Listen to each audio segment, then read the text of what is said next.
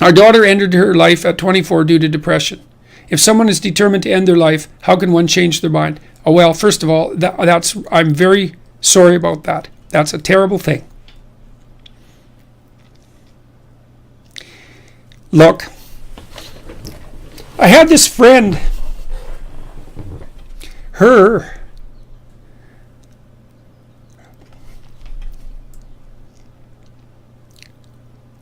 sorry.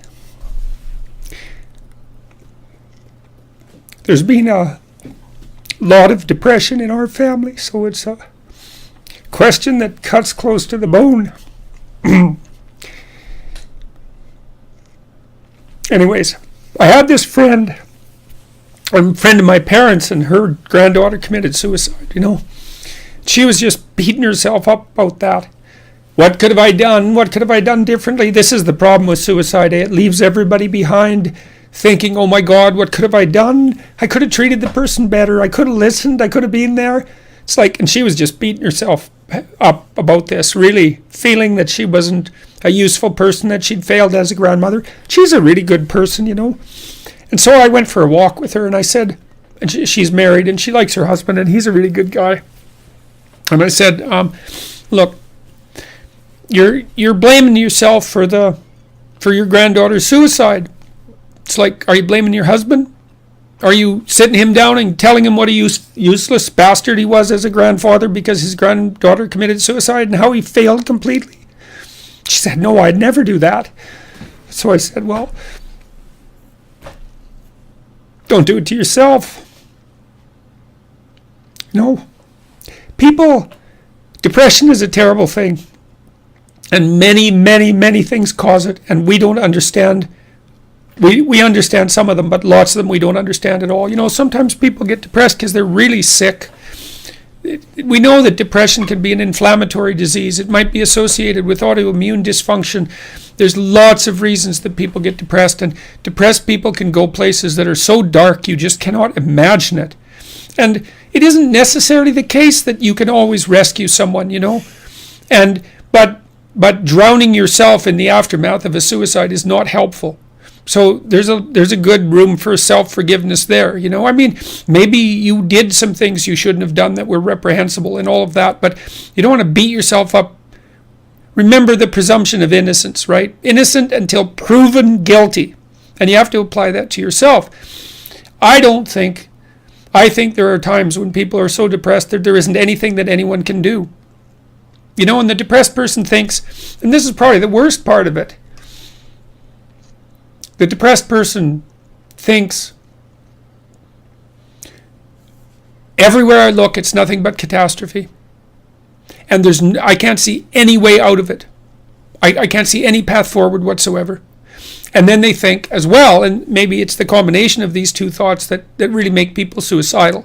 It's like, it's hopeless. It isn't going to get any better. No matter where I turn, there's no escape. The suffering is unbearable. And I'm absolutely no use whatsoever to anyone. It would be better for everyone if I was just gone, because if I'm not so much of a burden now that it's going to destroy their life, then I'm going to be that much of a burden in the future. And so it's hard to imagine what that's like for people, but it's dreadful. And there's lots of ways you get there. And so you can listen to people. You can desperately encourage them to seek the help they need. Like I've seen antidepressants work miracles on very, very many people. Now, they don't work for everyone, and they're not a panacea, but they have side effects and all of that. But one of the side effects of untreated depression is that you kill yourself, and there is no recovery from that, and the probability is actually rather high. So you can go to war with them about antidepressants. If the person can't get out of their depression and they're suicidal, it's like, what do they have to lose? 1 month on antidepressants. They'll know. Well, they might have to experiment longer, because it would depend on, some people respond better to some classes of antidepressants than the others. It's worth having a war with someone if they're in dire straits and they won't do everything they can to get better. ECT works, electroconvulsive therapy works for intractable depression. It's a terrible thing to contemplate, but the modern versions of ECT aren't. One flew over the cuckoo's nest. And again, it's like, there's no coming back from death. So, look, it isn't clear. You can't rescue everyone. People get sick and they die. And sometimes the way they die looks like it's depression. Depression is a multifaceted phenomena. You can be there for them. You can listen. You can watch. You can intervene. You can try to understand. You can hold them accountable. You can do all of those things. But everyone has their own destiny, and you're not omnipotent.